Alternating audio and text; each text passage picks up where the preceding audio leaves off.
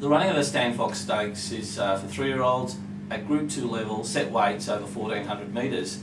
The winner of the race was Dreamscape from Whipsarecracking, and Judge Me Not. The disappointing run in the race, you'd have to say, was Love and Kisses, a filly who had the great form around Samantha Miss. What's your take on it, though?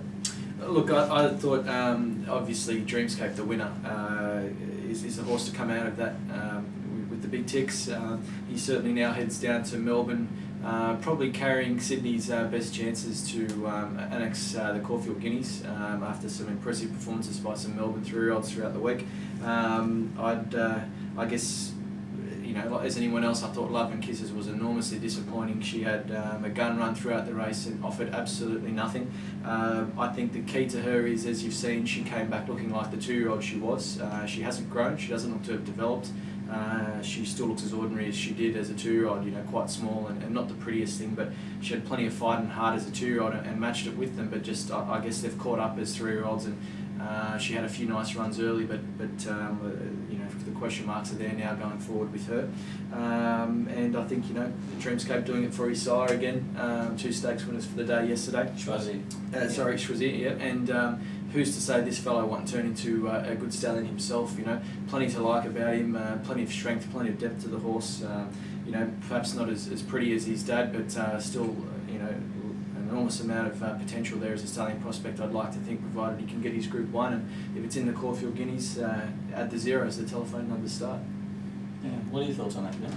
Look, it was good to see Dreamscape come through and Frankie's previous form. I think he was quite unlucky his last start with the big weight, you know, and he won his on debut. So he's been competitive in all of his starts to date. You know, it was another good reward for Schwazi. He had 2 stakes winners for the day yesterday. He's a stallion who is really starting to make a name for himself. I think when Schwazi went to stud, there was some question marks about him because he was the son of Danehill Dancer, who had yet to prove himself as a sire of sires, but more importantly, he was out of a dam line where he had 5 dams on the page. That's right. Not a lot of black type either. Not a lot of black type. I have a theory that with stallions like that have a lot of speed and physical specimens themselves, provided they can impart that type into the majority of their progeny, the pedigree doesn't let them down. You look at most of the good sprinting sires over the last few years, particularly the ones that were based in Queensland, and they're not littered with black type. But it was a good win for Schwazi as a stallion, and he may become like a General Nadim type of sire, or obviously it needs to throw a few more 2-year-old winners and things like that. But he's on the right path. Yeah, he's going the right direction. White Friars was a much better effort.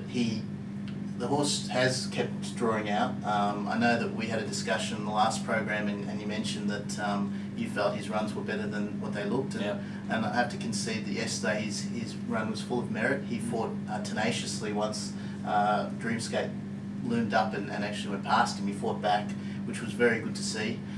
So I thought his effort was quite good. He deserves a win, doesn't he? Yeah, he does. He'll get it, I think, too. He should do.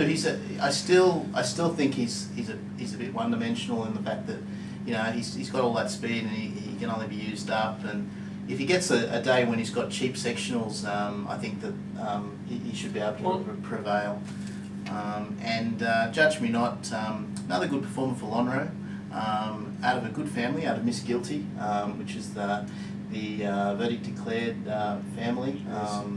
And several others have come out of there. So Country Girl, another one. You know, Mr. Innocent, I think, is the best out of that family. That's right. So yeah, once again, a good broodmare producing another nice horse. So Lonhro's ticking along quite well.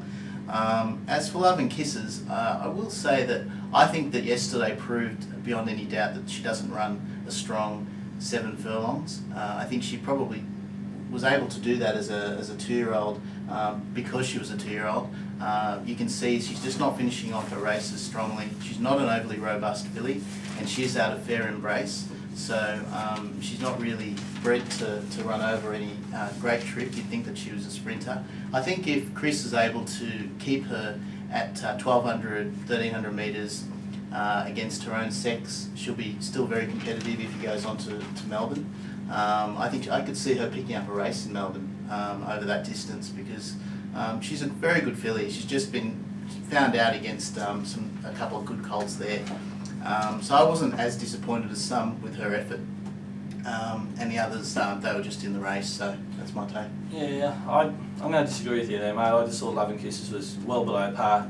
I think her size has caught up with her. I really do. That may be the case, size but catches up with also small I want to horses. throw another equation in the mix here, and like her form over 1400 has been very solid against her own sex. Right now, she's run second in the Furies behind Samantha Miss. Yeah.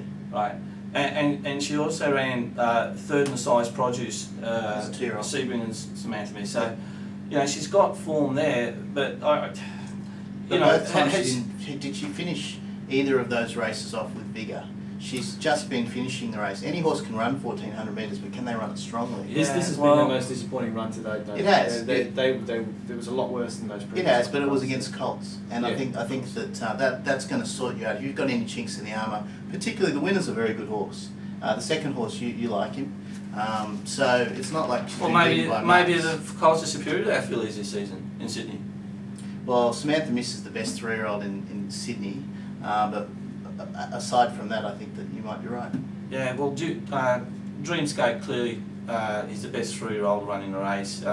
He was penalised harshly, I thought, in Ming Dynasty after winning the up and coming, and he gave plenty of weight, as we discussed last time, to both Predatory Pricer and to Caymans, and this was back to set weights. He was just I thought he'd win the race. Even if Duport did take his place in the race. I really like the horse. He's won me over, and White Fries. Interestingly enough, there were three races run over 1400 yesterday at Randwick, and this was by far the fastest of the day. They ran 122 and change, which is a lot faster than the. That actually went faster than the older horses. That's right. That's right. Almost the second fast. And also surprising in that it was a smaller field. I mean, you'd usually. That's what I'm saying. Yeah, in the bigger so field you'd get what I'm trying to say is I'm just highlighting White Fries has run even more. But isn't that going? He's run along. Yeah, but isn't that also going to prove if you've got a chink in your armour over a distance over 1400? That's going to sort you out. Yeah, they just need to settle the horse a little better in his runs. I think he just over-raced. Well, I was saying, So with Love and Kisses. I'm leading to Love and Kisses. Well, I think, yeah, you're right, but I think she's got more chinks in her armour than just the 1400. I think that race has sort of flushed her out a bit. Don't be surprised if they've got a very high opinion of her in the stable, they always have. Yeah. And I think she'll be fine. I think that they've just got to find the right race for her.